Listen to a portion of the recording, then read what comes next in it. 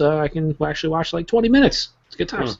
Hi guys, and welcome to another episode of Beer Dweebs United. We have Loser 1 and Loser 2 over here still talking about wrestling in their...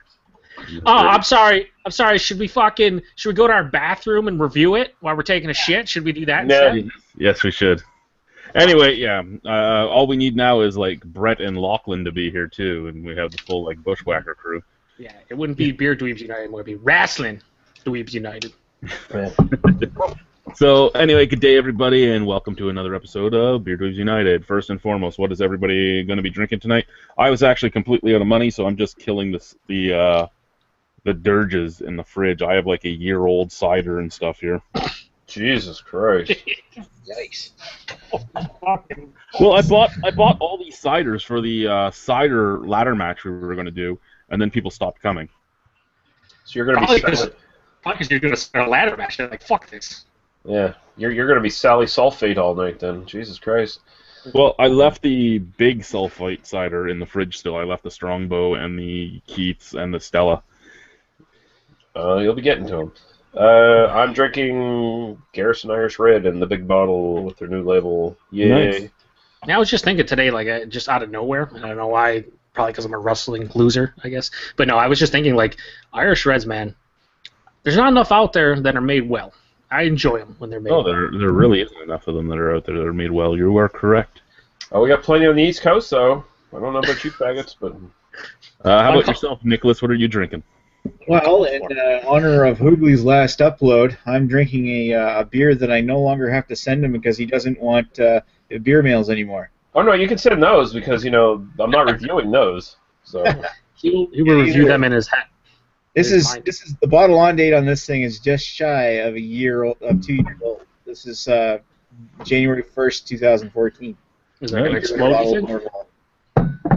Is it going to gush?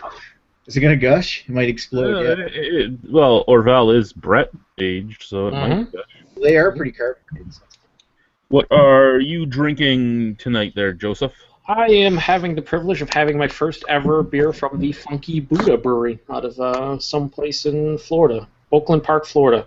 Nice. They're known for doing like a maple coffee bacon beer that's apparently amazing. Matt has teased me about a beer called The Last Snow, which is made with coconut and I believe chocolate. It's like an imperial porter.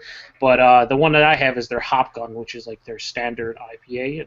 It's pretty good. It's probably, as far as like mouthfeel goes, it's probably one of the most creamy IPAs I've ever had. And it's not nitro or anything. It's just fucking awesome. I know that doesn't sound great when you're talking about the mouthfeel of a beer probably being the best attribute it has, but it's pretty awesome. Enjoy it. It's like creamy in your mouth. Baby, I like it real creamy. I'm going to be drinking from Tree Brewing, the Cutthroat West Coast Ale. West Coast Ale. There you go. It's creamy, baby. Just like having those Twinkies in your mouth. The creamy center is just smooth going down the throat, white and tasty, baby. Fuck's sakes. Downhill already, and I love it. Yeah. Craig's here. Does anyone care Craig's drinking? Probably water. Greg's drinking water. I'm sure the camera's turned off. I'm not on camera. I'm at work, and sadly not drinking anything fun. Fuck you. Whatever, you Yeah, fuck you. Ethan's off camera drinking his own piss, baby, like a monkey. So you know how I can't invite certain people anymore because they don't show up on my thing? He just turned into somebody I can't invite anymore. What? Yeah, he disappeared. Both the Gear B reviews and his actual name itself, they both have disappeared off of Google for me. He must have disconnected his Google and his... Just like Matt, I can't invite Matt anymore. I can't invite Ethan anymore. There's a long list of people that are just disappearing on my list. Fucked up. Makes sense. I think you're just slowly but surely getting rid of all the beer tubers. Maybe. Can you invite Jay Terrio? No, he's not on my list anymore either. How about Dave's beer reviews? Can we invite Dr. Dave? Dr. Dave is still there. Oh, well, fuck yes. Invite him over. God damn, I thought he was dead. I was real sad to see he was making videos again. Now, for our usual, just go into what's going on in Canadian beer news. First and foremost, Four Fathers Brewing Company is holding their launch party tomorrow.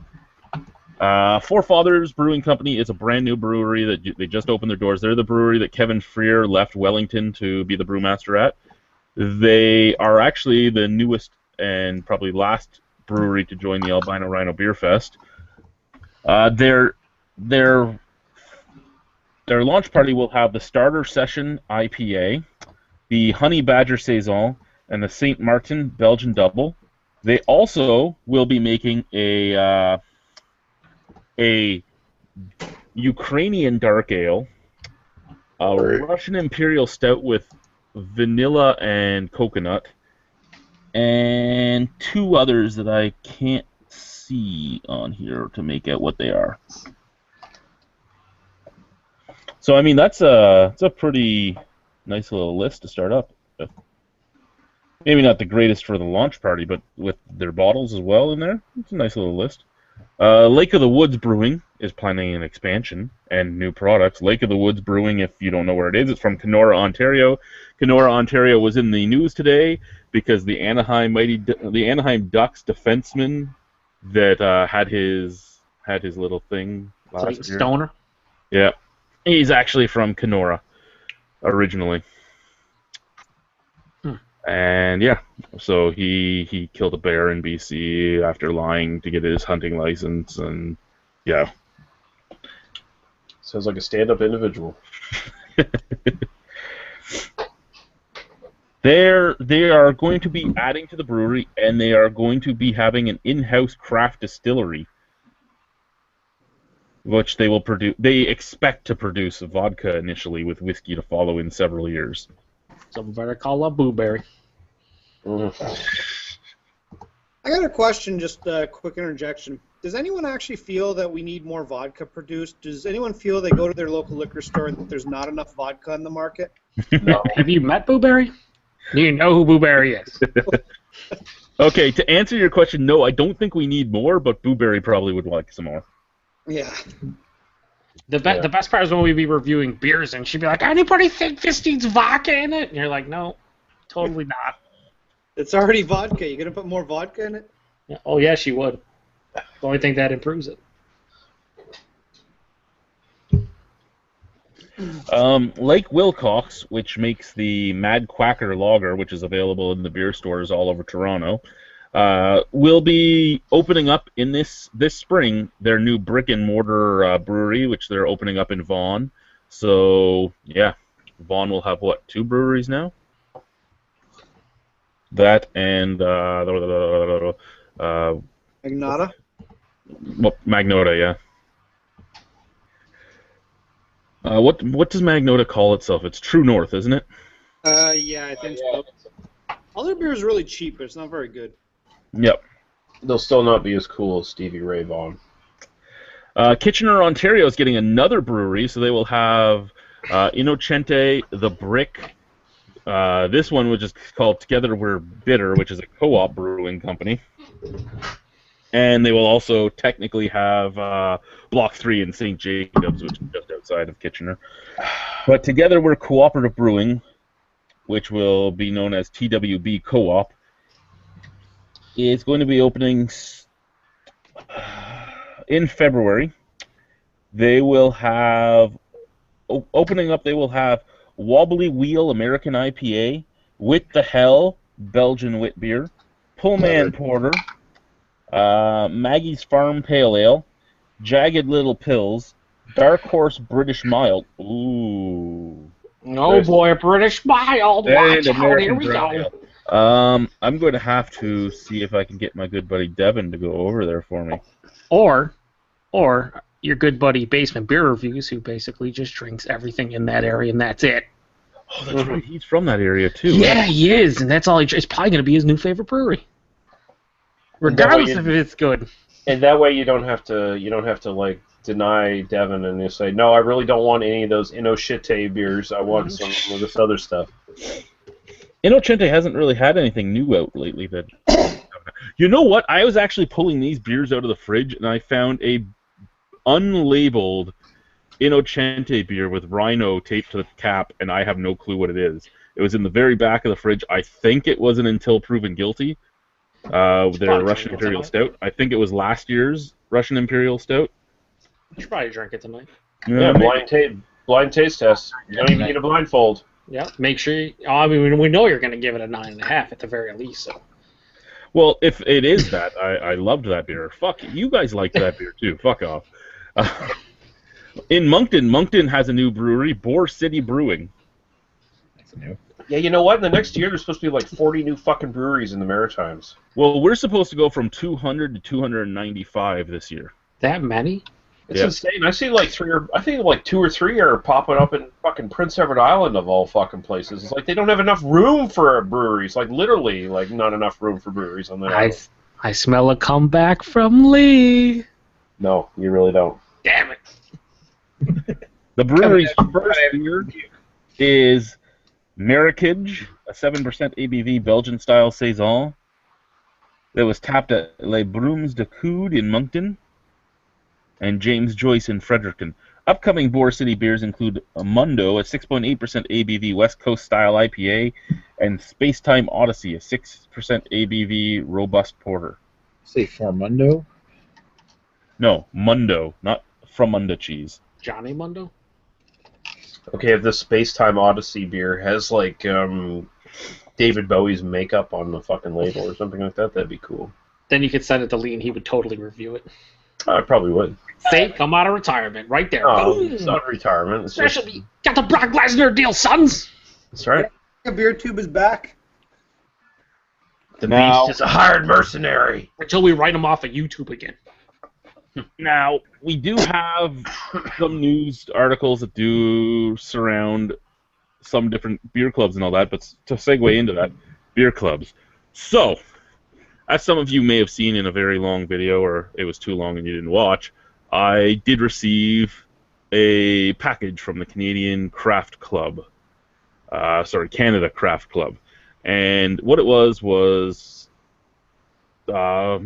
you buy your package, and you can do 2 bottles, 4 bottles, or 6 bottles. The 2 bottles for here was $40. It ended up being $51 after taxes and everything else added. The 4 bottles for here, because they have different prices mattering where in Canada it's going to.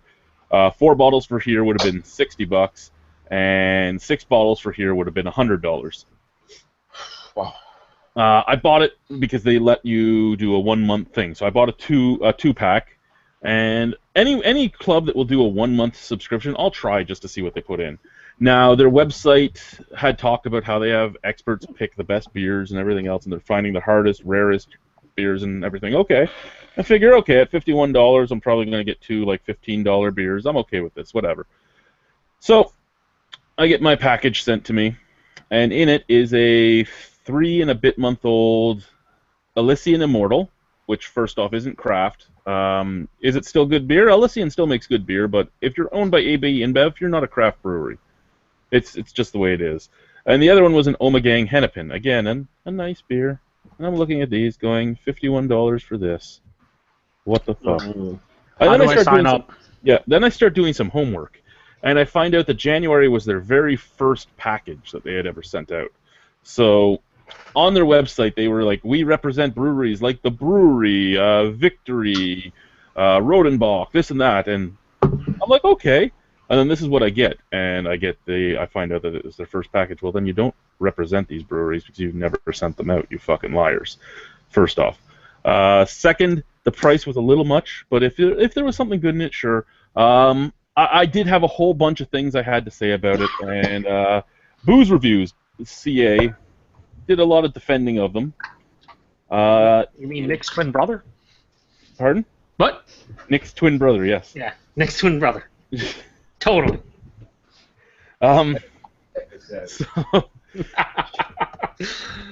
He ended up going to some cask day that they invited him to and paid for and everything, and he talked to them there, and then he did a video. Then he did a video defending them for a good 45 minutes or so. Oh, so he's a fucking shill. Calling out some of the things that I said, and I mean, one of his points was they didn't expect to get the amount of people in that they did, so they sent everybody some beer because it was better to send them something than nothing.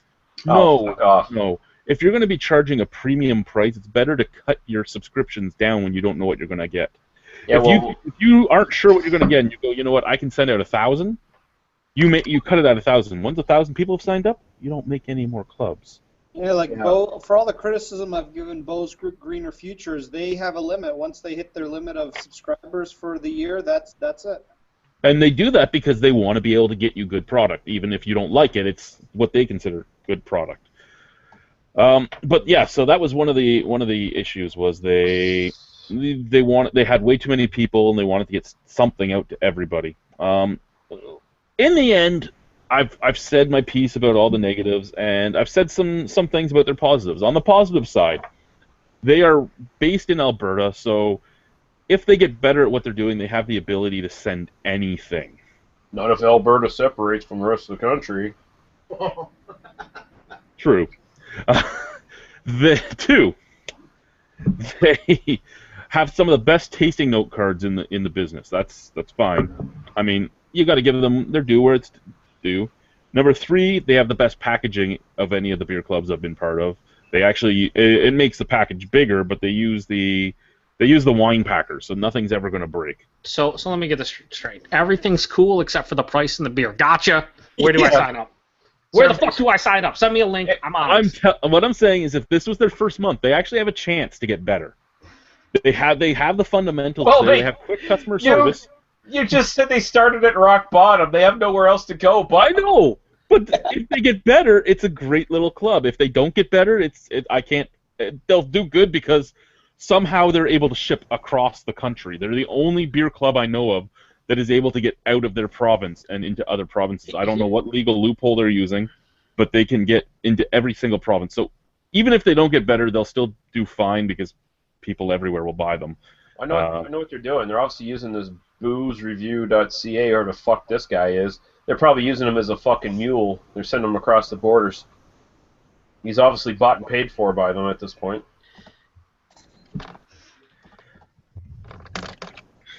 Now, the reason I bring that up is one of the things that was brought up in his video is that there was no other clubs that did all of Canada. So I looked it up, and there actually there's 8 beer clubs running in Canada.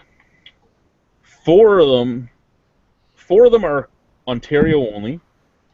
One of them is BC only, and the other 3 do all of Canada. And this one is one of them. And I was thinking about buying a package from each one of them and to see, what they were like too. But every other one locks you into at least 3 months, and I don't like that. I don't like the locking me in thing. Because if I buy your package at $60 or $70 or $40 or whatever it's going to be for your thing, and I have to lock in, and then I find out your service is fucking garbage, I'm locked in for 2 more months. Yeah. I like the, being able to just buy 1 month and see what you think. And then if you didn't like it, maybe another 6 months down the road, you go, you know what, I'll give them one more shot and see what they are. And then give them one more, and then you're like, no, I'm done. I think the biggest issue I have with this company is the fact that, based on the link that you were shared with us, I think on Facebook, there is no doubt in my mind that they purposely used those beers. It's like they were getting rid of old stock. And they knew it going into it, and they basically were just hoping no one would complain. And then all of a sudden, a bunch of people complained. If you're spending $51 on 2 bombers of beers or 2 750s, that is absolutely ridiculous that they sent out the Immortal IPA and Hennepin, which are both in the U.S. shelf turds beyond belief. I can go buy that Hennepin. I can go buy that fucking Immortal IPA. I don't get them in bombers here, but like the Immortal IPA in a 12-ounce bottle is like $2 American. Yeah, which is what, like $75 Canadian now? Yeah, we get it here in Ontario in 6-packs, and it's usually $13.75. Yeah, so that's ridiculous. It's one of those things where it's like they tried to fuck everyone over, and now they're getting called out on it, and now they're like, oh, we're going to make it better. But even some of the pictures, they had that fucking promotional picture with the guy, setting up the bottles and stuff. Even like the brewery beers, the Saison Roux and a couple other ones, I don't care. They're still not worth $25 Canadian. Not even close. And if those are like the most elite or fucking rare beers you're going to get, then that is terrible. It's fucking absolutely terrible. I don't even know. I wouldn't have signed up for it in the first place because $51 for 2 beers. As you know, I don't care about price, but Not when I don't really know what I'm getting. That is just fucking throwing money away. Well, and here's the thing, right? Like, I care about price, but when I saw the breweries that they were advertising, I'm like, you know what? I can't get those. They are fairly good beers. I hear great things about all of them. They usually range in this price to this price. So if I buy that and I get those, I'm not doing too badly. Like, I'm still overpaying, but not by that much. And then that came. Yeah, well, let's be honest. What would have it taken for them to send out beers that would have, like knocked you over and blew you away? What would have it taken for you to actually re-sign with them? Like you're a fucking free agent in fucking sports. Like seriously, what would it had to be fucking like some just crazy shit? Or I mean, like that's a lot of money. I don't know what you could come up with. I don't think I would ever lock in at $51 for more than one package. And I'm saying within reason too, because you know, like they're not gonna fucking, here's fucking white chocolate and Black Tuesday from them. Yeah, like, I figured maybe some like Rodenbach beer or some brewery beer with something like Hennepin. Like that one didn't confuse me. Maybe not Hennepin, but something like an Omegang beer or a brewery like that where they're fairly well known, but make good beer with something that's harder to get. That's what I thought I'd get, was like it's something that was rare and then something that was just a little uncommon. That's what I expected. It's just ridiculous on top of that the fact is they set out basically shelf turds and then they made sure they were like 3 to 6 months old. Feels like they planned it out. They were fast on getting back to people. Apparently anyone that ordered a twofer got like a 4-pack or a 6-pack upgrade. If they complained, and they're going to be losing money this month, that's for sure. But I'm curious what they're going to be sending out this month, because they're going to end up losing money off of it from all the customer service things they've had to do. I think the simple fact of the matter is beer clubs in general are shitty. The only one that I've seen is even remotely worthwhile is the one you do in Ontario, but the vast majority in the States are the same thing. I can't get over the fact that, and I know they have to kind of do it, but the fact that like if you do the ones where you get 12 a month, they always throw in 3 to 4 of the same beer. They'll be like, you get 12 beers with up to 4 different ones, and you're like, so I'm getting at least 3 of the same, if not 4 of the same. Well, see, and that's the one thing that bothers me about beer clubs, like you're saying, the doubles. You do not have to send doubles, especially in this day and age. There's, 4,000 breweries in the U.S.? There's over 200 breweries here in Ontario. There's over 600 breweries across Canada. You do not need to set it doubles. What was the number that we talked about in the end of December? They said there was something like 8,000 new beers in Ontario this year. Yeah, I think what it is, though, is obviously the clubs are geared more towards, like, the people just getting into it, or people who, I mean, again, we're on the small minority. I think people seem to kind of lose sight of that fact that not normal people who drink craft beer aren't people who are looking to try a new beer almost every time they drink. So I think the craft beer clubs are kind of going towards the people that like different beer, but they don't mind to get 3 or 4 of the same because they're going to drink it because it's a beer and it's good to them. They're fine with that. Whereas us, if I'm ordering a fucking 12-pack craft beer club and I'm spending $60, $70, $80, I would prefer to have at least of those 12, at least 6 be completely different. And I'd really like all 12 of them to be. I mean, something you could do then is send 12 different beers, but have an online store set up, because once you get set up for this, even in Canada, once you get set up for this, you can have it set up where if you really like the beer, you got your 12-pack and you like the beer, you can order it from them now, and they can send it to you. What are they sending to you, though? Are they still sending you 3-month-old shelf turds?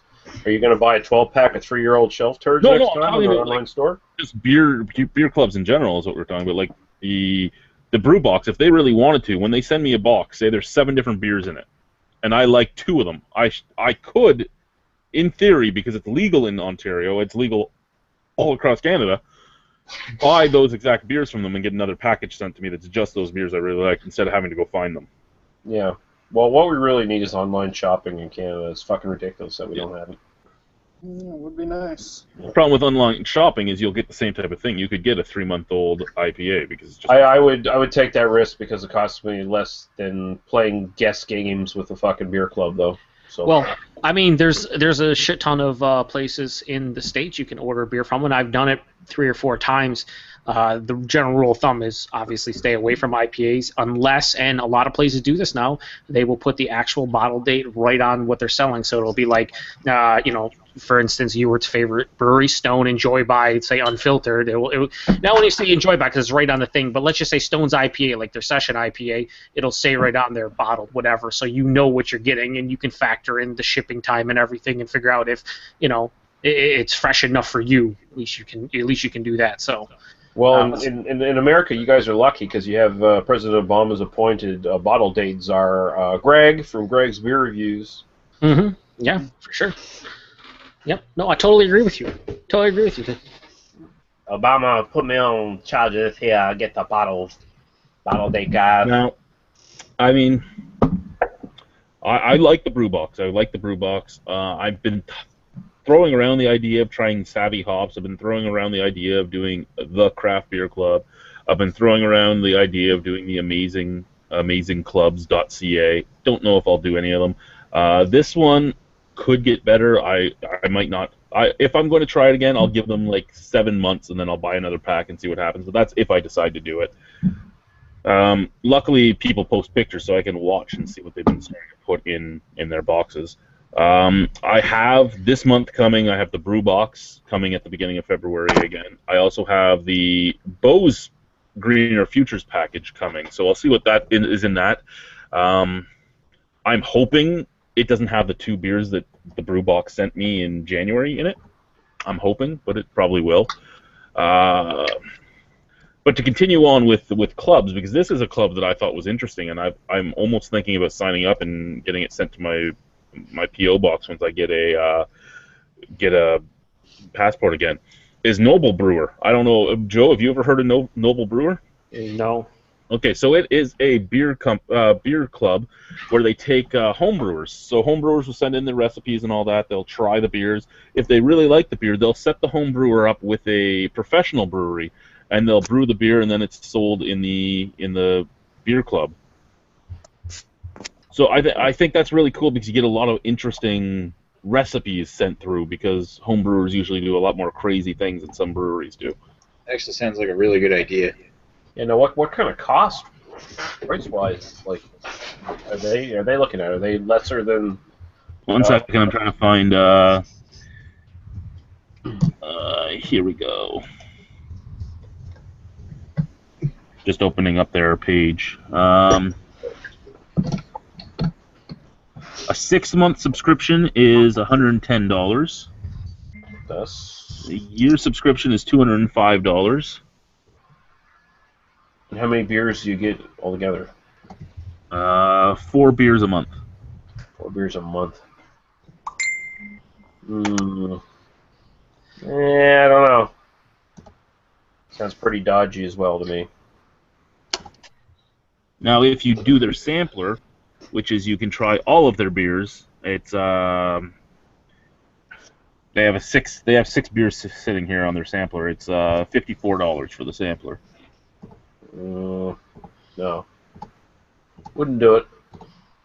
Jonathan's Fuller's Doodlin' Farmhouse Ale, Mike Riddler's Robust Porter, Yerb's Mosaic IPA, Greg Tucker's Nevermore Chocolate Vanilla Porter, Scott Piper in a Sack, which is a strong Scotch ale, and then Adam and Ryan's Rye IPA is their beers that they have right now. I don't know.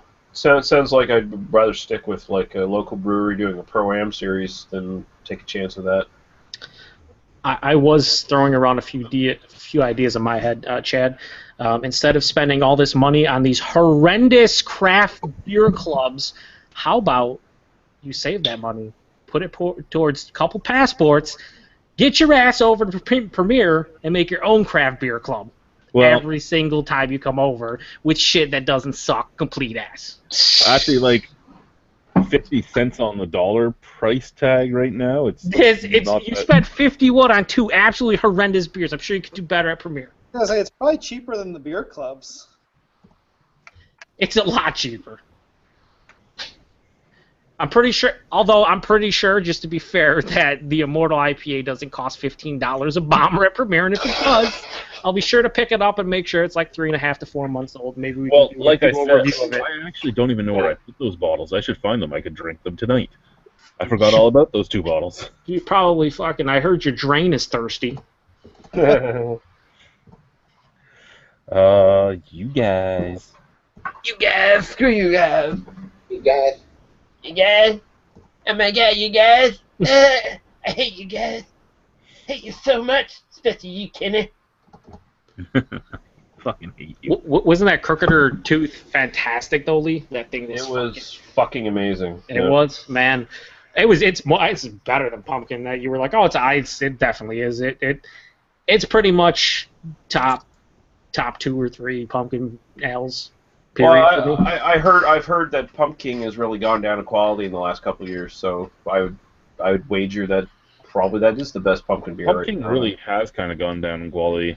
I think a lot of people's tastes have just changed, and that's their excuse. You know what? It's still the best pumpkin beer I had last October, which isn't necessarily saying much. I mean, I had it probably about 20 to 30. The best pumpkin beer I've had so far is probably a tie between like Crooketer Tooth, Warlock, and what was the stout from Elysian? The Howl at the Moon or Bark at the Moon? Dark of the Moon. Dark of the Moon. There we go. I only tried the Warlock, but I actually preferred the Pumpkin to the Warlock. I preferred the Warlock to the Pumpkin, but not like I liked the Pumpkin just a little bit less. Mm. I'm trying to think. I drank it actually on BDU, but I had from Voodoo Brewing this year. They had a barrel aged pumpkin beer with vanilla beans, and that was probably the best I've had in a long ass time. Can't remember the name of it though. Oh, Yord's back. I think his internet's got arthritis. Hello. Can anybody hear me? Yes. Yeah, hello. Hello. Hello? I'm having microphone problems. God damn it. Why is your headphone? Oh, that's not you. That's not you. Gotta make sure it's plugged in. Yeah. Yeah. This isn't fucking examine a beer or whatever. This is fucking. I know. I kept. I was gonna say. I'd say fill me in on what I missed, but it's just Chad whining about he got getting jobbed on a box. That's right. You got screwed over. You got jobbed on a box, Rock. I fucking hate You're a curtain jerker, Rock. So, did you guys know that Ethan writes for Mail Online? Ethan can write?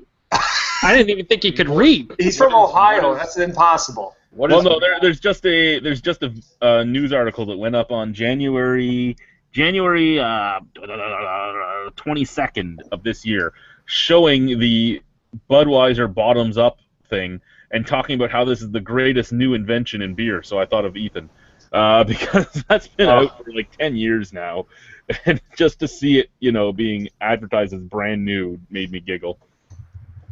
I was just gonna say, like, if Ethan was writing for Mail Online or where the fuck, like, he's not even really a man yet. What the fuck? I still stand by my assertion that he can't read or write. Pretty sure.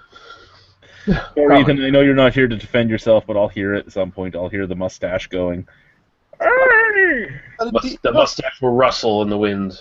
Maybe he can honestly read, considering the fact that he brings up all those old articles. Maybe he can't do math either. He just doesn't know anything. Well, he can read, just not from any time and space that we're familiar with. Ooh. Oh, this week marked the 81st official birthday of canned beer. Oh, thank God. Oh, yeah. Happy birthday. Who gives a shit? Get off Call me when they get fuckers. Call me when they get canned whiskey, Rock. I want that aluminum taste back in my cans. I missed that shit. So, at the beginning of the year, we were asked what we thought the new trend in beers was going to be this year, and we all gave up our different opinions and all that. But now thinking about it and seeing the advertisement from Sam Adams, which is putting out 3 nitro beers, I think nitro beers are going to be the new fad this year.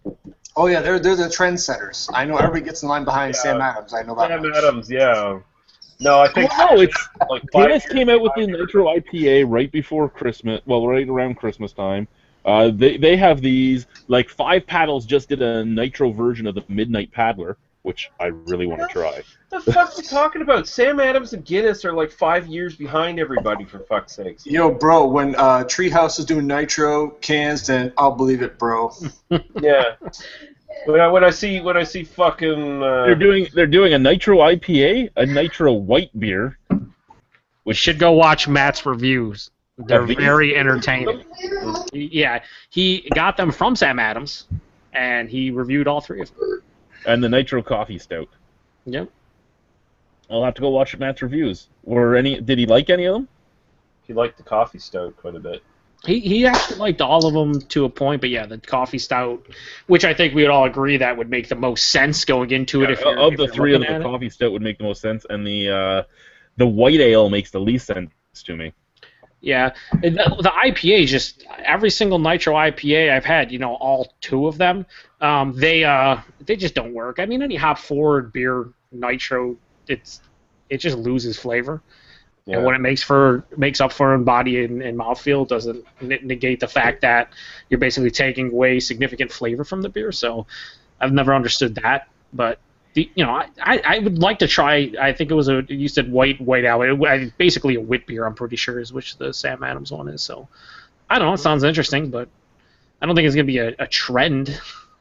I think Sam Adams is trying to think of stuff to do that no one else has done.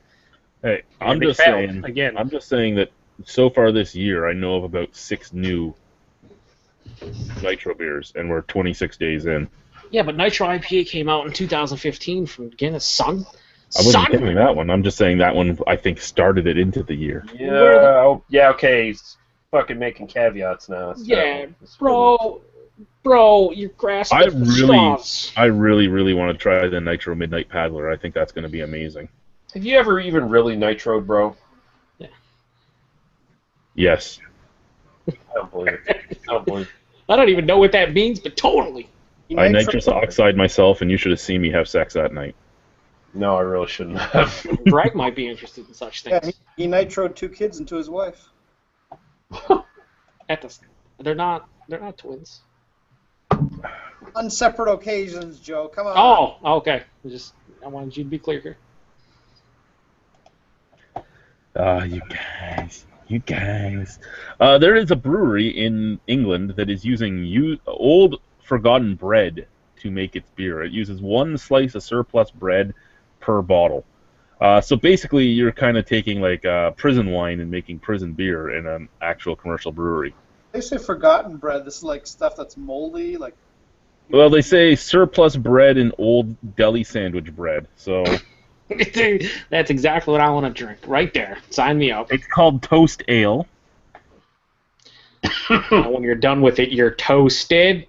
Mm. Oh, jokes. Waste because UK households waste 24 million slices of bread a year.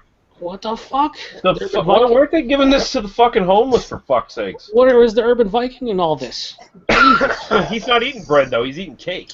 That's right, lots of it. Too. No, he got the diabetes. He can't eat the cake. The squirrels will eat it. No, if you have diabetes, you can't drink brewery beers. That's the rule. That's true.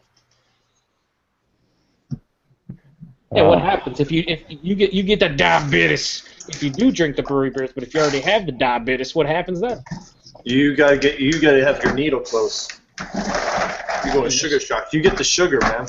Do you just go into it knowing that your fucking left leg's gonna get sawed off from the knee down? Is that what's gonna happen? Well, you all know the heavy breathing cameraman I used to have. He had the diabetes since he was a kid, and he drank lots of beer.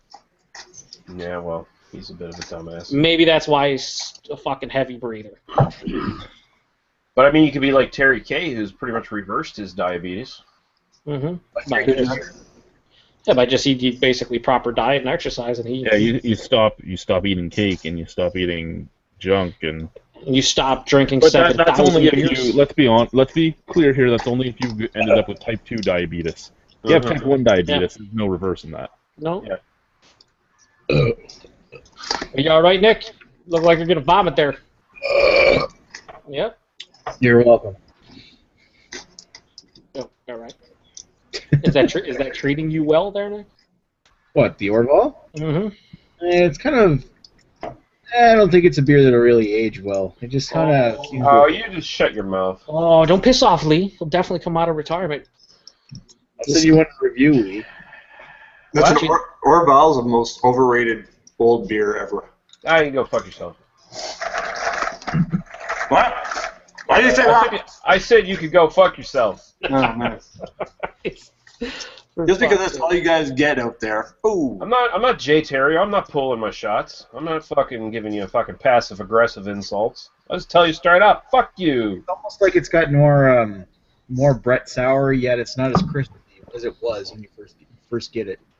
You know what I mean? So what you mean is it's got tasty as hell. That's what you're saying right there. Chad, type with your fingers. With your fingers, Chad. He's licking the keyboard. He's licking it. How does it taste? How's the keyboard You know what? I know what I've put my hands on. I'm not going to lick that keyboard ever. Oh, really? I think you were scrounging for crumbs in there, in between the keys. Yeah, was it Cascade hops or Columbus hops? No. Oh, wait, I'm wrong. Totally wrong.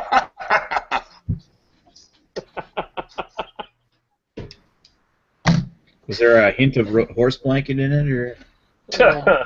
Anyway, if any of you have read seen the news today, there is a bunch of breweries trying to turn one of Toronto's neighborhoods into the brewery district to go along with the distillery district. Now, the brewery district would include part of the Junction. Now, this kind of makes me giggle because the Junction was still a dry area of Toronto until about 6 years ago. So it was the only dry area in Toronto. I didn't even know such things existed. Dry areas of Toronto. Dry area? There's still dry areas in Canada. Well, in Ontario, they're just few and far between, and it's because people just forgot to ever change anything. So when they went dry back in the 30s, they just never changed since then. I mean, I remember talking to Steve when he first opened Innocente, and he was talking about doing his paperwork. He's like, yeah, one of the things was like, is your area dry or wet? And he's like, well, I hope nothing more than damp. Like, oh. And he's like, I didn't even realize there were still dry counties in Ontario. He goes, apparently there's 3 of them here in Kitchener.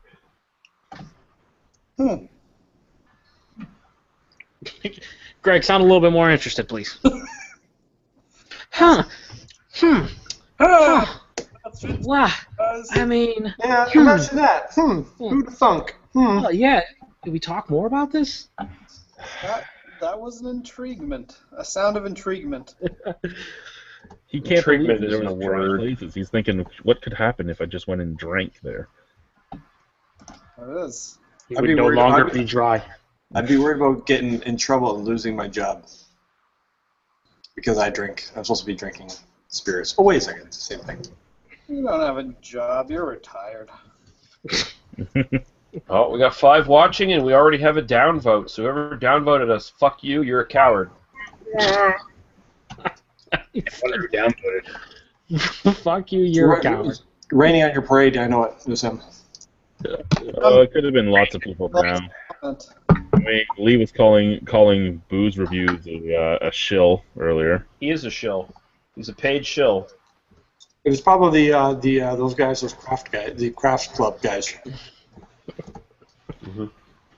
I don't like craft dinner that much anyway, so their club makes no sense to me.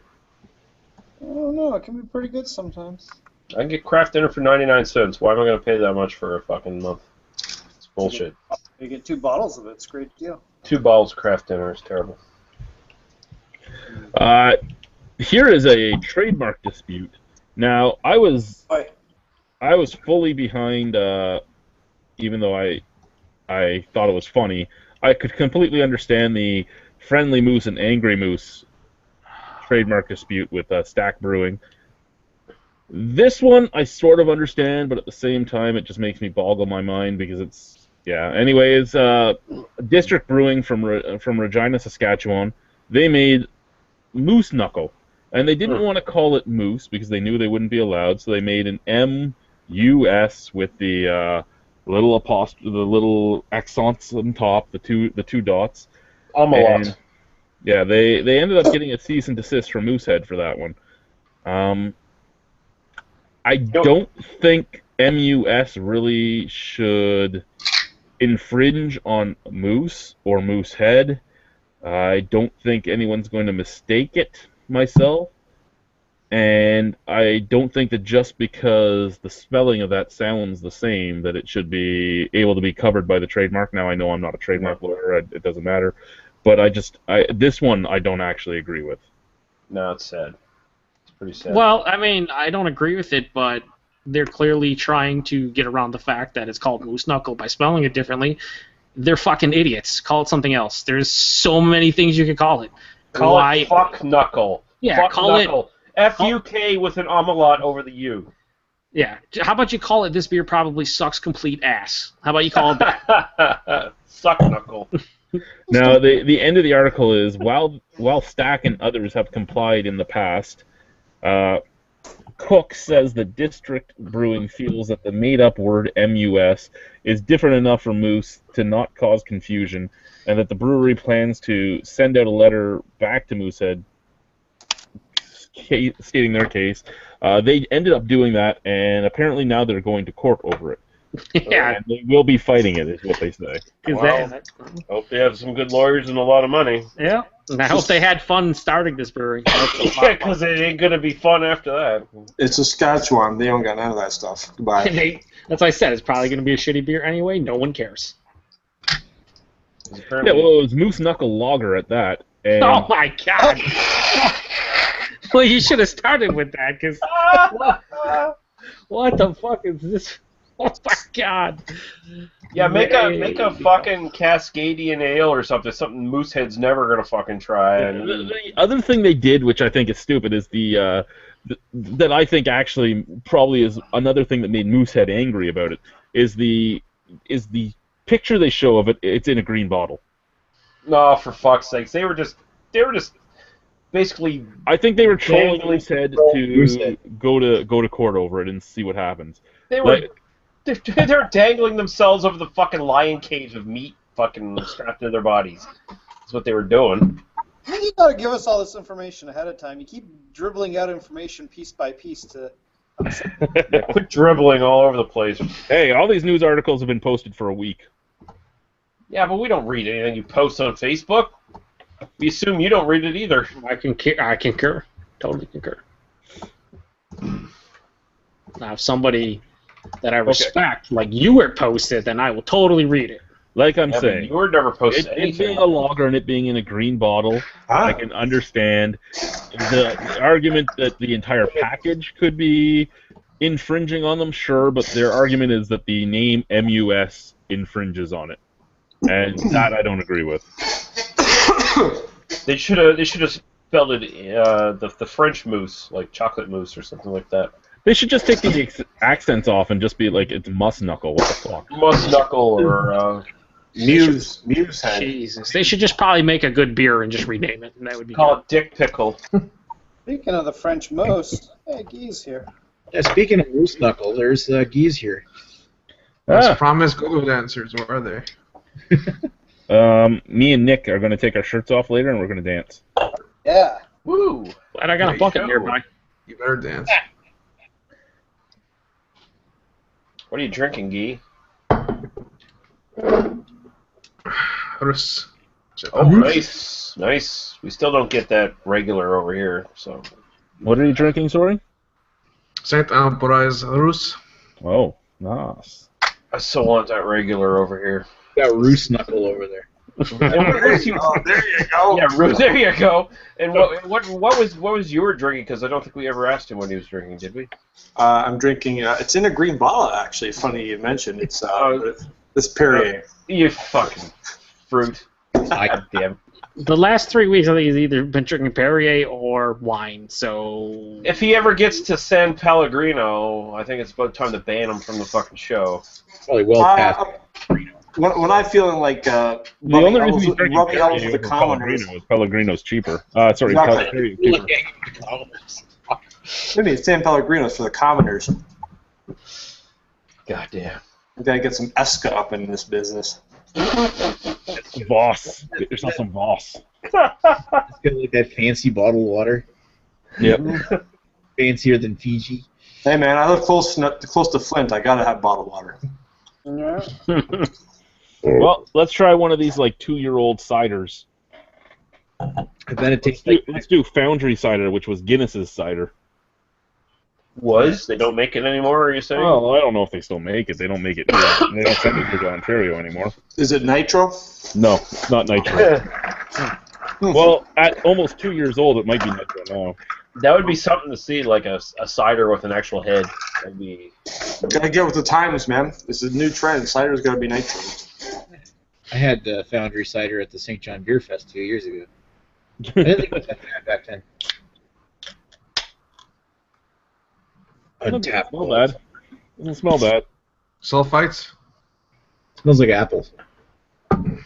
Any sulfites? Are there any condoms in there? What? Just in your mouth, Greg. No, I take them off before anything goes in my mouth. Please recycle. 4.5% alcohol.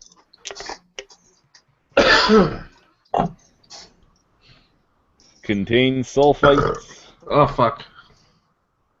Well, I'd hope it contains sulfites. It's 2 years old. If it didn't contain sulfites, I'd be scared to drink it. No, you wouldn't. No, you wouldn't. You've drunk stuff like that before. I don't swallow many of those. She said. Yeah, that is what she said. So there was an article posted a few days ago that was basically titled. It was about the can shortage in craft beer, and its title is "Why the Craft Beer Can Shortage is Actually a Great Thing." And the undertitle of that is "Ditch the Beer Can, Save the World." What? So one is it's the most energy efficient beer carrier, and it goes on to talk about all the energy used to make aluminum cans and all that. I think the most energy efficient beer carrier is probably a keg, because you don't have to fill it very often. It's only made once. You just clean it and you're done. Mm-hmm.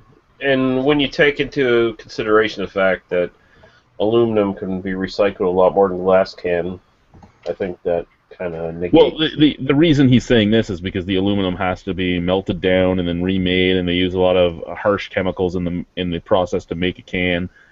So it's bad for the environment to make a can compared to make a glass growler. No, they do it cleanly. Isn't there regulations? You're not just dumping these chemicals somewhere, are you? Yeah, you're dumping them at Marineland in the whale tanks. Is that why? Is that why those whales have gone crazy and started eating people? Mercury. His next point was drinking locally is an economic boost. Well, you can drink locally with a beer bottle or a fucking keg or a can. You don't necessarily need a growler to drink locally. And guess what? I don't drink local because it's local. I drink local if it's good. So fuck you. Another one is you can bike for every beer run, but again, you can do that with bottles and with cans as well. Mm-hmm. And cans are more efficient for carrying than bottles. Much more space friendly. Yeah, they're great for the golf course, so they're better. Yep. And his last comment is you can check one chemical off your anxiety list because the basically plastic coating that's sprayed into a can has BPA in it. So if you drink from a growler, you're not drinking BPA. Yeah, prove to me that it causes cancer. Don't give me some fucking bullshit. Hipster bullshit. Conspiracy garbage that the food babe probably thought up. Also, keep in mind you're drinking alcohol. Alcohol is a poison for your body, so don't be too. Well, and his argument with this one is things like people freak out when you're reusing water bottles, even though your liquid is only your water's only in the bottle for like 30 minutes to a couple hours, while in a can it can sit for months. Yes, but you drink that can once. You don't keep refilling it with beer and drinking it again, because that's what they say BPA is the biggest problem with, is it wears down over time and leaches. It just sounds like one of these fucking crazy crybabies who, don't get fucking vaccinations because it'll give you fucking autism because it's got mercury in it or some shit. Like, fucking dude. Shane McCarthy? You know, sounds like this guy got a bad box from the can at a craft club too. Yeah. Nice. To me, it sounds like he might have some money in growlers. Yeah, it sounds like he might have a couple broken beer bottles stuck up his asshole. And both of those are the Elysian Immortal IPA and Hennepin from Amagang. 3 months old. Shelf turds.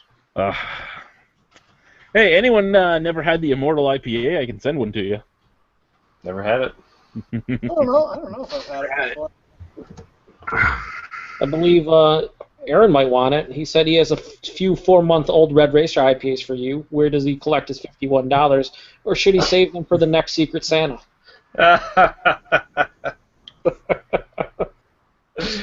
Oh, fuck. Aaron is taking over your job harsh. I like it. I'm down. Hey, you I'm just I got want some lazy, new blood. Joe. I am. I don't give two shits anymore.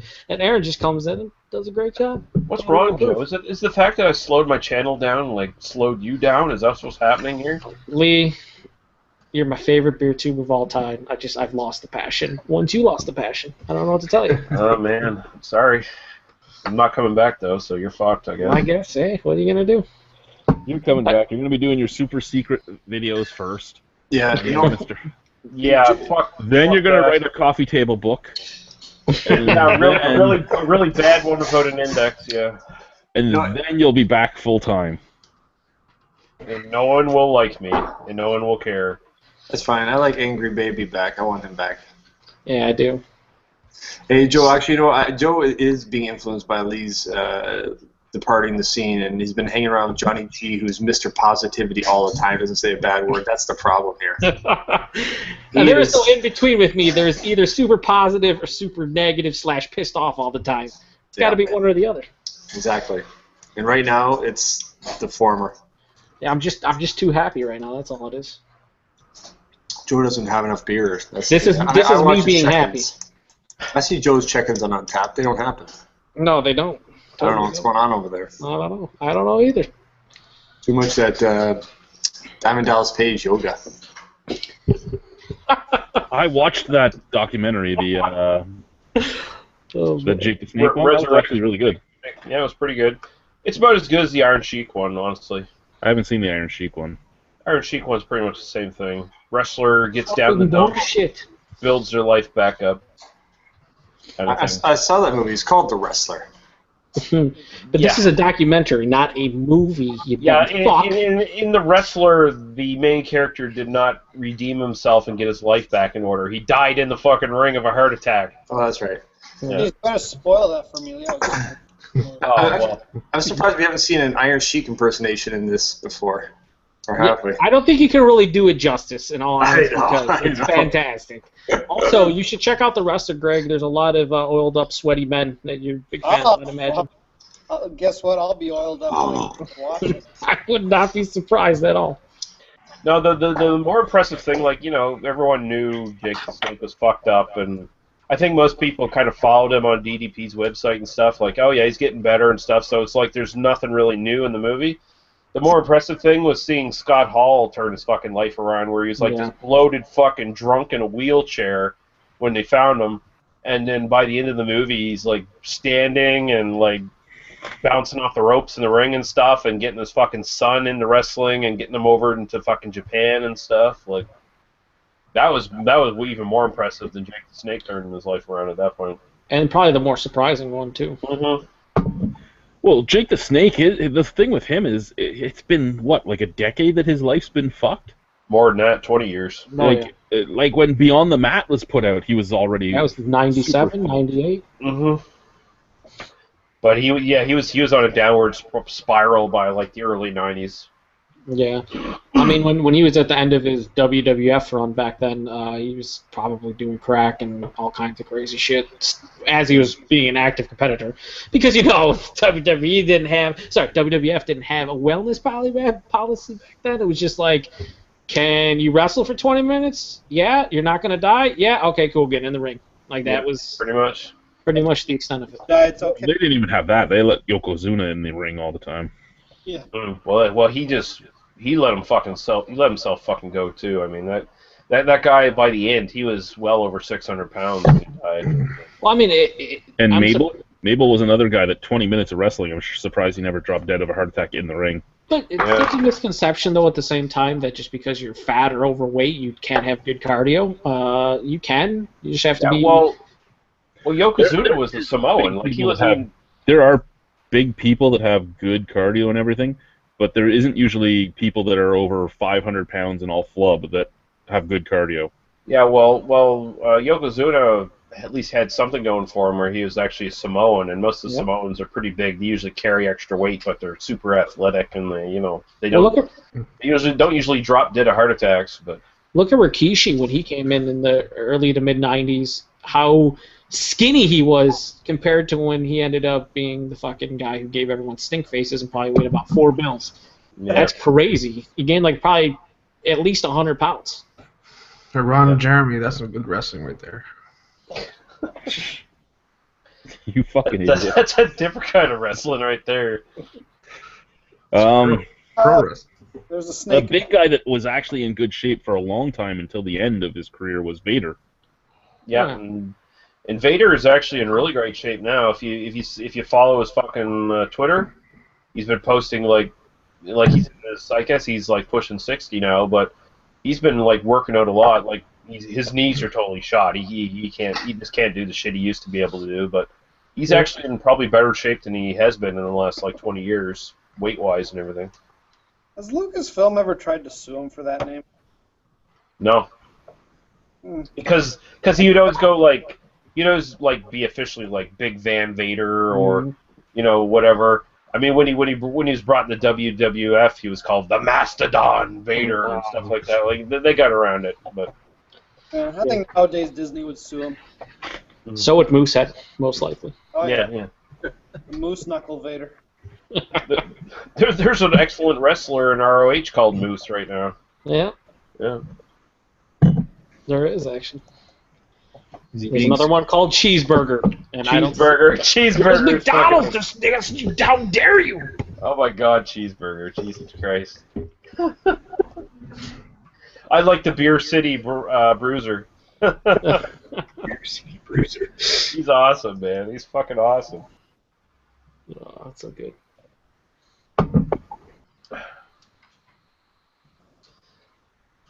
Yeah, come on, Chad. What else? What do you got for us? I was going to say, guys, for the first time in about 12 years, I watched the Royal Rumble this weekend. What did you think of it? Well, I thought it was maybe it's just the format that doesn't excite me, but apparently this was a good one compared to the last few years. But I don't know. I liked AJ Styles. That was fun. I thought the whole. I don't like Roman Reigns. I don't know what the deal is, but the whole you and thing. Everyone else. Jesus, like God, what a pud, man. I don't know. Now, what did you like about AJ Styles? Did you? Right? It was awesome. I saw the news about him coming over, so the whole thing was pretty cool. And then I watched some of his other matches over in Japan, and I'm like, okay, this is cool. They brought him in, and people were getting behind him, and which was great. But I thought it's just too early for him. It'd been great to see him. I thought AJ Styles was a female wrestler. Is your son getting into wrestling? Is that what it is? No. Why did you watch the Royal Rumble then? I don't know. You're fucking way too old to enjoy wrestling. No, I mean, but my son watched it. We were laughing at it. It's just like, what the, I tried to describe the Royal Rumble was always my funny? favorite event all year. It's funny, Ewart. It's still real to me, damn it. Yeah. Actually, back in the 80s and 90s, it was the Royal Rumble and the Survivor Series. Back when the Survivor Series was the 4-on-4s, and whoever survived went on to a final match. Yeah. Exactly. The two pay-per-views that I watch every year with buddies and my cousin, the Royal Rumble and WrestleMania. The Rumble's awesome because you never know the surprises that are going to happen, and the WrestleMania is basically the big matches of the year. Well, as a kid, I always liked the Royal Rumble because it's just like there's more of everything. Instead of 2 wrestlers, there's 30, and it's just better because there's more. Yeah, because numbers. You like numbers? Exactly. Bigger is better. More chilada is better. No, that's where you went wrong, Greg. Yeah, I got a video that proves you're wrong. That's where you went totally wrong. No, yeah, it was a good Rumble though. Yeah, I would say the last couple have been shit though. The last 3 or so have been terrible. Yeah, we fucking, especially since Daniel Bryan, which he was very over and everyone loved him, and he basically got shit on the last two. Uh-huh. He was supposed to. Everyone wanted him in the Royal Rumble 2 years ago. He never showed up. The 30th entrant was Rey Mysterio, who everybody, like all the kids and everybody likes, and they booed him. Yeah, they basically out of the booed Rey Mysterio. Building. And then last year, Daniel Bryan comes in, everyone goes nuts, and he gets eliminated randomly in the middle of the match. And then they proceeded to shit on the entire match for like the last 45 minutes, including booing Roman Reigns out of the building, even when The Rock came back to help him win. The Rock's in the ring holding up Roman Reigns' hand, and he's looking around like, are they seriously booing us? Like, what is happening? I'm The Rock. This doesn't happen. It totally happens because no one likes Roman Reigns. And we'll never. Poor Roman. I mean, it's not his fault. I mean, people, they've been pushing him like John Cena for like 2 years now, and people don't want that. They want the kick-ass fucking Roman Reigns from the Shield. They don't want this fucking smirking guy doing shitty jokes and stuff like bullshit. So it's not going to in a fucking promo like that happened. Mm-hmm. Like Vince McMahon, does he realize this is not like 1982? I don't know what's happening. Yeah. Oh. So you're not the only one. You're you don't have a stupid palate for wrestling, I guess. You probably do though. Probably. Yeah, no, truthfully though, we actually were watching hoping John Cena would be there, but I had no idea he was injured. Yeah, my son thinks he's funny. So. Well, your son is the demographic for John Cena. Yeah, exactly. And actually, I was looking forward to the surprises, but to be honest, like, I guess some of the guys who were surprises to me, I just didn't even know who they were. I guess they were sort of surprising. If you want to see John Cena, sit down and watch that new Amy Schumer comedy. You get to see quite Yeah. Trainwrecked. Yeah. You get to watch John Cena badly have sex. Yeah. Which I'm sure totally excites Greg. Oh, yeah. Not sure about anyone else here. Amy Schumer stealing jokes and stealing John Cena's sperm. Yeah. Not very nice at all. No, I know. I'm not a very nice person. That movie from last year I didn't get. Everyone said it was such a good comedy. I thought it was actually terrible. But I haven't seen it, and I'm not even going to see it. Fuck it. I started watching Weeds. I hurt my leg. That's the most random comment ever. On the weekend, and I started watching Weeds, and I must say two things. One, it's a TV show to like spam through because they're only like 25-minute episodes, and two, that girl is so fucking skinny. It's such the most random comment. We're talking about wrestling, the World Rumble, fucking Amy Schumer movie, and then just fucking chat in the background. And I just started watching Weeds. This girl's so skinny, she bent him over, and you see the neck bone sticking out the back of her neck. It's goddamn gross, man. Oh, man. Started smoking weed, so. I'll be hungry. It's like you can like take a xylophone fucking baton. Which wrestler do you think made the best actor? Which wrestler made the best actor? Roddy Piper. Hulk Hogan. Roddy Piper. Hulk Hogan had what? Suburban Commando. He didn't say the worst fucking actor. Come on. Mr. Nanny. No, it's not the quality. It's not the amount of movies. It's not the quality of the movies. It's the quality of the fucking performance. Roddy Piper is a better actor than any of them. Yeah, he was actually pretty good. I love the movie Hell Comes to Frogtown. As cheesy as that. Yeah. What was the Piper movie that was kind of like a rip-off of a Jackie Chan movie? It was he was like a cop and he was breaking. Oh, the one he did with the dude from Tybo or whatever. Bill, what's his name? Billy Blanks. Billy Blank. Yeah. Yeah, that's a terrible movie, but it's entertaining as fuck. Come on, Terry Funk in Roadhouse. Terry Funk's pretty good in Roadhouse, yeah. Terry Funk was in Roadhouse? Yeah. Come on, bro. Who was he in Roadhouse? Brohananon and Ronanon? Are you serious right now? You didn't know Terry Funk was in Roadhouse? No, I didn't care. Get out! I didn't know much about Terry Funk. Get out of the chat. So disappointed right now. If you want to go by like box office, then The Rock. Yeah, no, I don't. Rock's decent. Like a couple of his movies are pretty good, man. I actually think, for sort of what his purpose is just to be a muscle-bound action hero, I think he does a fine job. He does a great. He's funny though. That's what the rundown. The rundown is awesome. The rundown is awesome. I watched that a couple weeks ago, Lee, and I was pretty entertained. Yeah, it was randomly on. I forgot what channel I was watching. I'm like, oh, this isn't. And that was early in his fucking. I was like, probably his like fourth, fifth movie, maybe max. Tony Lister Jr. Zeus. Well, he was an actor that became a wrestler. So and then became an actor again. No, he was still an actor. He didn't become an actor again. He was still an actor. He took a sideline to wrestling for a while. Are you talking about Debo? Is that who you're talking about? Some Debo from Friday? Is that what's happening? Debo from Friday. Oh man. Did the Undertaker do many? I know he was in Suburban Commando. I don't think he was in much Suburban Commando, and then he did an episode of Poltergeist, the series, and that's all he's ever done. Really, random shit ever. I love it. Yeah. Steve Austin did a couple. He also did some TV shows. Austin did some good movies. I take it back. I take it all back. We are clearly missing the #1 guy, and that is Vader from Boy Meets World. Sorry, Don. Oh, Jesus Christ. Mic drop, boom, over. Come on. Who forget the Hogan classic? Was it Mr. Nanny? Is that what you call it? A classic? Big John Studd in Harley Davidson and the Marlboro Man. Was it Santa with Muscles? Santa with Muscles was another Hogan classic, yeah. Then, of course, he had this TV series, Thunder in Paradise or whatever. And that was so... Oh, my God. Fucking Hogan. Then Hogan, Vader, and Davey Boy Smith and Sting, and them, they were on Baywatch or something, weren't they? Yeah, they were on Baywatch. You know who's pretty good? Batista's pretty good. Batista, there you go. Batista in fucking Guardians of the Galaxy is fucking awesome. He's actually done pretty good in everything. You know what? He fit that character 100%. Yeah. In the new James Bond, he's fucking... Yeah, he's good in that, too. And that movie is... Terrible. That movie is just so long. Yeah, it's not a great movie, but I thought he did a good job.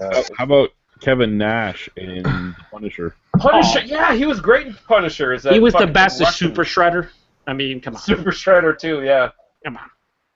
You can't see his face. You don't know it's him until you see him in the gets credit in the credits. He's also in Magic Mike, that stripper movie. There's two of them. Somehow. Yeah. Because everyone likes fucking Tatum. I'm like... Because everyone wants to see Kevin Nash, fucking 50-year-old Kevin Nash strip. You ever see that guy's legs? Like, it looks like it should be on a dude that weighs about $140. Yeah, well, yeah, the knee damage that guy's taking, he can't even work out on those legs anymore, man. Like, no, leg day? Not in his vocabulary. Sorry, no leg day for Kevin Nash. Yeah. Fuck. Who else? Sting did some movies, but they're all terrible. Yeah. Rock, of course, did some movies. Well, I mean, Flair and Kevin Sullivan did Baywatch, if that counts. The Taskmaster, Kevin Sullivan! Yeah. Oh, man. I think, what's her name? China did some movies. Yeah, some pornos. Hey, Greg. Paul's not here. Paul's totally not here. But when he is, totally have this conversation. He's just not here right now. What was that one, Queen of the Ring, where she basically was like a gauntlet match where... Yeah, they ended up double teaming her. I totally take that back. I guess Paul is here. His name is Lee. Another case. China is so gross, though. So she's got a clitoris the size of a small penis. We didn't bring this up. Sonny's doing porn. How about that? Yeah, and she's 40-something now and bloated, and she'll do like whatever you request on Skype now. You know, you'll check it out. And she's also doing porn as well. No, I'm not going to check it out because she's gross. You know you're going to check it out, Lee. Don't lie. I know Greg's going to check it out. He doesn't even know who she is. He's still checking it out. Hey, Joe, you're totally right. I don't know who she is, but I am going to check it out. Yeah, it's called like Sunny Side Up or something through the back door. That's the name of it. It's so bad. This is not Sunny from the mid-'90s. No, and if it was, then I would. This is not the super hot, first, like, super fucking hot woman to get on fucking WWF. They've been around the block. You like it like that, don't you? I know Christian has been in a couple like low budget like horror movies and stuff. I haven't seen any of them, Oh, you got something for your podcast? but maybe. Right after you do Unfriended. We're getting that's probably not going to happen. We're getting really classy this week. Next episode, or if we record this week or whatever, but next episode's going to be fucking M from 1931. So That's actually just before the start. I was halfway through Horror Express. That's actually a pretty good movie. yeah, it's one of my favorites. Horror Express. Horror Express. Horror Express. Yeah, there's no horrors on it. Well, there's sort of a horror on it, but Horror. Do you only review scary movies, Lee? no, we're like I just said, Ewart. We're doing M next time, so Oh, you are? Oh, I'm Yeah. tuning in for sure. Cool. Love that movie. we've I've just said been that on. many times. Yeah, we've just been on sort of a little horror movie kick lately. So Cool, man. That's what I originally signed on for, is horror movies. Then you guys keep deviating to these black racist movies that Daniel wants to do. And I'm like, go back to the horror movies where the black guy dies first. I'm okay with that kind of racism. Jesus Christ. So you guys gonna be doing any more old movies, Lee? that's pretty much what we're focusing on as of late. Like I said, we're doing M. After that, we're supposed to be looking into some. It's either The Long Goodbye or The Big Sleep. Sort of old fucking noir stuff, and then we have a bunch of. We have this like master list now we have on Google Documents where we're just adding movies to it and shit. So we're gonna be doing like some Italian crime films from the 1970s and some other stuff like that. Any artsy fartsy stuff like 8.5 or anything like that? I mean, is that too popular? Well, not at the moment. I'm sure Daniel will probably add some artsy fartsy stuff at some point. We're also going to be doing at some point we're going to be doing some like sort of 80s, sort of popular 80s like sort of sci-fi and adventure movies and stuff. Like we got like fucking Do Star. No one's Enemy Mine and I'm thinking The Last Starfighter and some other stuff like that we might look at. And I thought you said popular. are you going to say the Enemy Mine and The Last Starfighter were not popular in the 1980s? Not as popular as some. Oh, well, oh, I'm sorry it's not fucking Return of the Jedi and Indiana Jones, Chad. Sorry, dude. Should do some Conan. I was thinking of doing Conan, but I'm actually kind of intimidated because there's another podcast out there called The Projection Booth that did a 7-hour podcast on Conan the Barbarian. So do Conan the Destroyer. I'm kind of thinking we might have to do Conan the Destroyer. That's a good idea. That's actually... Guy, what the fuck are you doing? What? What the fuck are you doing? He's doing this in virtual reality. Is he? Sure. He's playing pretend, baby. He's watching. My God. He's talking to us on Google Plus, and he is watching virtual reality porn. And then the pass-through, I can see through the camera. Oh boy. Pop's stupid. But VR porn is fucking amazing, I'll tell you that. Well, yeah, if you get that like point of view porn and stick it in VR, I imagine that would be pretty interesting. Yeah, I'll bring it over in October, and we'll have Lee do a porn review. The problem with VR porn, if you don't see what you're doing, you might get a broken stick. Yeah, maybe it's a possibility. Ryakith Well, can actually comment on YouTube as well right now, and he asked, "What did he just listen to?" I don't know, man. You just jumped into it. A normal BDU. That's what he listened to. The question you got to ask yourself is, why are you wasting your life with us? Yeah. I'm going to walk away and take a piss. That way, Chad can probably try to take the conversation back to beer, as I know he probably wants to do, and I'm sure No, I'm several out of beer members, stuff, man. It's, several members of the panel probably want to talk about beer and not about movies, so there we go. Bring your laptop when you go take a piss. He wants you to repeat your bathroom. My wife was down here, and I'm like, the camera's off. Come get what you want. And she's like, I don't believe you. The camera's on. I'm not coming there. So I had to stand up and have my pants fall off for her to believe me. The camera was off. That's why Guy had Victoria. It all All makes you need is rubber boots. She's like, well, why's your camera off? And I said, because I undid my pants because they were digging in. Okay. That's the best. I wasn't wearing underwear, so I had to have something. Dixie cup. I need more than a Dixie cup. They make big ones. Oh yes. Hi, Joe. Hello. Hey, that's a nice broken stick shirt there, Guy. What's that? Is your name Guy Ewer? Jesus. I'm asking what Broken Stick is. What is it? It's a brewery in Ottawa. Oh. That's Well, the one that Chad was so tired it didn't even want to smell the fucking IPA back then. It's no Motor City Ales. Craft Ales. Too many IPAs. Joe. Yeah, there was way too many Resurgence. IPAs that day. I just didn't care anymore. When he goes, hey, I have an IPA, I go, yay. An IPA. Just what I want. I've already had like 12 of them. Well, if Give it's, me it's a fancy champagne bottle, sold.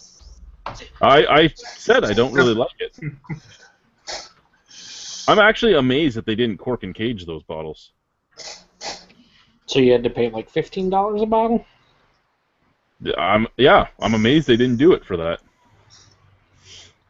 Wait, it was 15 or was it 11? They were $11.75 each. Hey, Ewart, how's Hop Slam this year? Hop Slam is It good. doesn't matter how Hop Slam is this year. All right, I just had to do it. All right. Yeah. I don't know. I'll let you know how it tastes out of the can and out of my mini keg. Ooh, yeah. Oh, boy. You got a mini keg of Hop Slam? Oh, yeah. Totally drink it. 6 months old. Drain pour. I know. I'm intentionally going to sit on it till the summertime. Turns an American style barley wine. Should be fun. Exactly. Perfect for the summer. Yeah, they had mini kegs, or as the person at the board said, Bubba keg. Like, Bubba keg. I haven't heard that term in forever, but I love it. Did you end up getting dutied on the Bubba? Nope. Really? No. They said, how many is that? I'm like, I don't know, 12? No, okay. Yeah. I don't know, maybe 12. What a fucking liar. I did what, 14 then? I don't know. I don't know, man. I have no idea. I don't know. It's a little I don't know, border guard. That's your job. Get out the calculator. Yeah. Did you bring a cross with anything else or just by itself? Trying to think. No, I don't think I did. No, Derek had 5 cans of hop slammed with him. Dirk? Yeah. So you had a fucking mini keg and he had 5 cans. Yeah. Well, we went over for lunch with the Hopcat, and neither of us had been yet, and it was great. Actually, we went for brunch. We went down to my buddy Bobby's place. He had the mini keg and the 5 cans, and we tasted a couple things and then came home. Almost got the taste rare. Almost. Almost. Yeah. Oh, yeah. It's his buddy John comes over, and he is 4-day-old zombie dust and a couple other things, and they're all like, he's all excited. He's like, and then we just talked about. We just mentioned it. Oh, you guys haven't had that yet? I'm like, no. So I would have brought that had I known. Like, next time. Yet. So. I love it. Yeah, exactly. New money Lemming, even though he's probably like 40. No, he's younger than me, not by much, but he went to Rare Day, and he's way into it. So no, it's cool. Nice guy. Well, he likes to share. So hey, What's your favorite regular stout without a barrel? Me? Oh yeah. Yeah, Rare is good though, but I'll be curious to see because you loved Regal a lot. I did. It was really tasty. I mean, I like look, they're all fucking like good. They're all really fucking good beers. Yeah.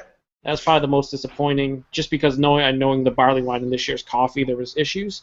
But anyone who says, I know they didn't say it was infected, but they said, you know, it could be off or whatever. That's what it tasted. It didn't just taste like it should. I wouldn't say they were infected. Like, I didn't get any sourness or any super off flavors. They just, like, the barley wine was super thin, and the coffee just didn't pop like the old ones. Seemed very disappointing, but whatever.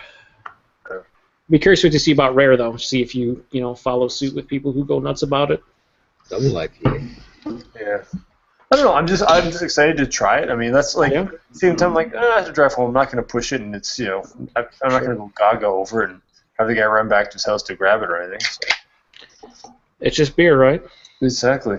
And, I mean, he was excited, really appreciative to try Hill Farmstead. He had never had it, but yet he's got a whole bunch of rares and a bunch of other stuff, and neither of them had it. So I was excited to share. So. Yeah, for sure. It was cool. That's what it's all about. Yeah, he's actually, and this buddy Johnny, he's one of the guys. Remember I told you at the Odd Side thing, there was somebody who bought 26 cases. He's one of the recipients of one of those cases. I already so he's got, he's in that little crew of the mule group there. So, and apparently it is a mule group, so I belong to the pack animals. Exactly. They bought how much was each case of the hipster? 100. So $2,600 worth of beer in one shot for just everybody. Yep. Fantastic. Yeah. And also like it's a crew and when someone goes to Chicago or whatever, that's how he gets 4 Day Old Zombie Dust. They bring back a bunch and everybody gets taken care of. And I mean, there's there's good and bad to it. It's good if you're part of it. Bad when you're getting screwed over by it. I mean, like whatever. I mean, I was gonna mention, like, if you go to that Odd Sides thing and it sells out and you don't get any because you're the fucking last people in line, or you're the last third or quarter. I mean, that's kind of shitty because one guy came in and bought 26 fucking cases. That's why there should always be limits. They don't need to be crazy limits, but fuck, you can't just let someone come in and buy 26 cases of something on a special release. That's insane. Yeah, actually, due to CL, I don't know if it's not because of Outside, but just in general. They're having their big 30th anniversary party in a couple days, and they have their list out, and they have limits on a couple things, but there's a couple of beers that they're releasing with no limits. Yeah. One of them is Bourbon Peche Mortel. All of a sudden, they've imposed, after some feedback, I saw it. Yeah. I'm like, I wonder what that is. That's just panic from a few people saying, what are you going to, someone's going to come and buy all these cases, and I mean, it's possible. I wouldn't doubt that it might have happened if they hadn't imposed that rule. So. I remember I mentioned to you, and this was a guy that I think Chad was familiar with, but the Beeraholic used to be, a beer tuber back in the day, and he was a dude that ended up with, I think it was 64 bottles of that via someone who went to the release and just bought it all. And then he posted a pyramid on Untapped, and someone's like, can I have a 4-pack? He's like, they're all spoken for in trades at Dark Lord Day. And I'm like, oh, boy. Yeah, I think that's there's some people in Montreal who had one guy asking me, do you know any crews from Toronto that are coming up? I'm hearing this stuff. I'm like, I don't know anything. I don't know anybody. But I didn't even think of the Beeraholic. I should have assumed that, maybe he might even go up there to take care of that himself, Yeah, no idea. But who knows? The Beeraholic. They're doing it the Blue Monk year. They're doing. I saw that. I think that's pretty cool. I don't. Is the Peche Mortel barrel age stuff going to be in the 750s? No. No. Just the 12-ounce bottles like it was, which I is was only asking. They put up their prices earlier in the week, and they said all their 750 bottles were going to be their barrel age stuff. No. So. No, they have 750 bottles, but they're not barrel aged anything. They're wild ales. And there's only 3 of them. It's their I don't know the name, but it's just one. And they got a 2014 and 2015, and then it doesn't say what vintage, but it has one with blackberries. So sounds interesting. Yeah. Then they have a double-barreled Peche Mortel with brandy and cognac barrels. Holy fuck, that sounds crazy. I know. And then they have the regular. I actually don't like Peche Mortel on its own. When it barrel ages, it thins out that coffee flavor a little bit, so I can actually enjoy it then. As Lee said, fuck off. I'm a puss. Leave. Fuck off. I don't like coffee. I know. I like the regular. I actually like the regular over the the barreled version. I don't think the barrel adds enough, or it actually takes No. away a little bit. See, and that's what I like about the barrel is it takes away a little bit of that coffee. Basically, is you want a Pesce Mortel watered down, is what you want. Can I get a Pesce Mortel without the coffee? Yeah. You still get Can the coffee, it's just not as strong, and then you get some vanilla and a bit of coconut. I'm Can I okay. get some Pesce or maybe some Mortel, but not them put together? Yeah. Can you leave some room for water on the top? You know. Can I get the Bourbon County Coffee Stout without the coffee? No, it's not how it It's bit of spring water, please. The bourbon brand coffee stout I don't find is as strong a coffee flavor as the Pesce Mortel. Yeah, that was the thing. I went to share a couple weeks ago, and I had the 13 and the 14. Oh my god, dude! You talk about all the crazy variants that they make and stuff. That's still up there, which is the best. It's so fucking good. It's a shame that it's so hard to get in relation to the normal one, but that's probably the best coffee beer I've ever had. Even I better than really like the coffee pale ale from Nickelbrook. it's good beer. Good beer. Good beer. Good beer. Mm. I also really liked the coffee pale ale I made. If it had carbonation, it would have been all right. Yeah. Well, I don't know. We'll see. We'll see if the bourbon barrel Pesce is any better this time around. I was told the Only if you're friends with the beeraholic. No, I don't need. I have other friends. Knuckle. Is that guy still alive? I believe you call them mules. I'm pretty sure that's what you call them. Me? Mules? No. Yeah. Oh yeah. All kinds of mules everywhere. Nah, I got people. I refuse to believe the Beerahawk's still alive. He must have been murdered by now, right? Someone must have killed him. For his bourbon Pesce Mortel. Fucking Ewart Escobar over here with all of his mules. I got people everywhere. That's No, it's Murray Escobar, right? Whatever, Murray Escobar, Ewart Escobar. old man Escobar here, fucking in Michigan. Don't only go to fucking. Strange Brewers with fucking Murray Escobar. You gotta change it. Oh my God. I got people on both sides of the board. I'm running stuff back and forth. To have like a fucking giant fucking like mound of flour when you're doing reviews and just randomly split it. I was like, just hold on a second. I gotta clean my palate. Hang on. Yeah. Well, this beer's definitely a. But anyways, Yeah, there's a tunnel. There's a tunnel running from Michigan to his house. well, there are tunnels, and I may or may not have access to them through my work. I'm not saying any more than that. There's Murray is a champion of the poor and a man of the people, though. So he's not really a drug runner or a gangster or anything like that. I'm not a man of the people. I drink Perrier. Don't forget. That's Oh true. yeah, that's right. Pinky out too, most likely. Oh, sure. Murray sitting in his compound, sending his mules out. On a stack of mini kegs of hot slab. I need 128 bottles of Pesce Mortel double barrel. Yo. But I also just back in the I heard the 2013 the barrels used now were pretty spent. So reports are that's why they didn't do any in 2014 and 2015 they have all new barrels. So hopefully it's better. And if it's not, guess what? It's just beer. Exactly. Just beer. Yeah. It's not just beer. Ewart's gonna kill subordinates if they say shit like Yes, that. he is.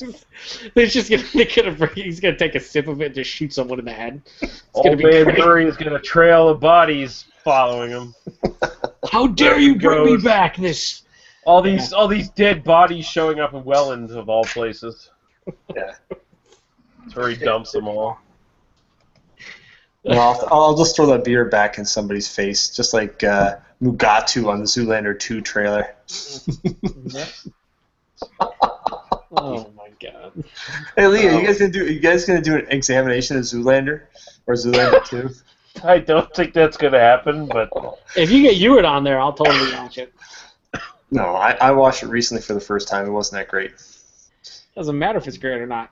They watch a lot of shitty movies on his fucking podcast. Let's be clear. But if I could put a request in to leave for a movie to be reviewed, The Grand Illusion, if you heard that one. Grand Illusion? I haven't heard of it. Well, what is it? 1937 French movie about World War. It's French soldiers in a German POW camp making buddies with the guy running the show, and then they have an escape, and it's basically, hey buddy, I thought we were friends, and you're escaping on me, and then it's just a matter of, hey, do I shoot this guy when he's escaping? It's pretty cool. All right. It's really good. Actually. I'll put it on the list. Yeah, at least watch it first, and you know. No, I mean we're open to doing stuff like that. I mean we've actively like been going towards more older movies and stuff. I mean like we're doing M next week, so I mean that's cool. But yeah, we've been thinking like we're gonna do like some like classic film noir, and we're thinking about going into some silent movies and stuff like that, like some early Alfred Hitchcock stuff that he was doing when he was doing silent movies and shit like that. And we'll put that on the list. Grand Illusion. I'll remember it. There was a period, maybe 10, 15 years ago, I was watching a lot of old movies based on a guy I worked with who was recommending them to me, and I saw a lot of really good stuff, like what's the other one? Graves of Wrath. I never thought I'd watch, but he said, "Oh, you gotta see it," and some and not just American stuff. Like he's the one who introduced me to M and all the other stuff. It's I got a whole library of them. I'll have to go through them, like Iceman Cometh and a bunch of stuff like that too. Oh yeah, right on. You should do it. I got a whole library of movies too. Yeah, not Christmas movies, there, guy. Not and you also pay $51 for craft beer boxes and some shitty beer. I don't know what that means. But yeah, I mean, Chad, if you have requests, we'll do them. I mean, if you want to throw some requests at us, we'll try to do wrestler movie theme. Like you fucking do like 2 or 3 films. Pick 3 separate wrestlers, or do like 3 Piper films, or a couple Piper films. No, how about the Jingle All the Way trilogy? Jingle. You just need the first one. Let's be clear. You just need the first one. You got Sinbad and fucking Arnold. Do you need anyone else? I don't think so. or how about Twins? That'd be funny. Put that cookie down now. Like, come on. Did you see the remix of that one? Put that cookie down. Put that cookie down. Put the cookie down. Put it down. Oh man. Do the 3 Flavors of Cornetto trilogy. Yeah, we were thinking of doing that at some point. Especially The World's End has been on our sort of short list now for quite a while. Nice. Okay. I enjoyed that movie. Yeah, that movie has a lot more going on than just on the surface of what it is. That one actually kind of speaks deeply to me as a beer reviewer and a person who is probably on the edge of maybe drinking a little too much at times. Oh, you don't say. Who is this? Yeah. What about that Irish horror movie about staying drunk to stop the monsters? Grabbers. Yeah. Yeah, we might do Grabbers. Hey, you ever watch was it I can't remember the Tremors collection. Tremors, at the very least, the first Tremors is definitely one we might look at. What's the name? There's 5 of them now? Yeah, the latest one that just came out was actually pretty decent too. And there's a TV series. Yeah, the TV series isn't that great, but the latest one, I gotta say, I'm quite surprised that one of the greatest things I've seen in movies in the last year was Paul Gross smearing his own piss over his body to survive. Weird. What's the name of that Irish trilogy that's got the Replacements, the Snapper, and the Van? Or you even know what I'm talking about? I don't know if I don't think I know what you're talking about. I think I'm gonna rage quit right now based on that comment. Find it. The Snappers and the Van. The Snappers and the Van. Oh, for fuck's sakes. The Barrytown trilogy. That's it. Never heard of it. Send that to you guys. Okay, damn, that's it. And everyone's like, no. Still no. Sure, it's good, Nick, though. It was the Commitments in the Van. Okay. The Commitments was fairly popular. I think that actually made it over I've heard of Commitments. I didn't realize there was like a trilogy. Yeah, I mean, they're loose. They're not exactly like related to each other, but they're all by Roddy Doyle. Ah, okay. Yeah. All right, gents, I'm gonna sign off. I'm gonna get back to Citizen Four. I gotta watch that rest of that movie. So. Alrighty, sir. Have a wonderful evening. Take it easy, York. Cheers.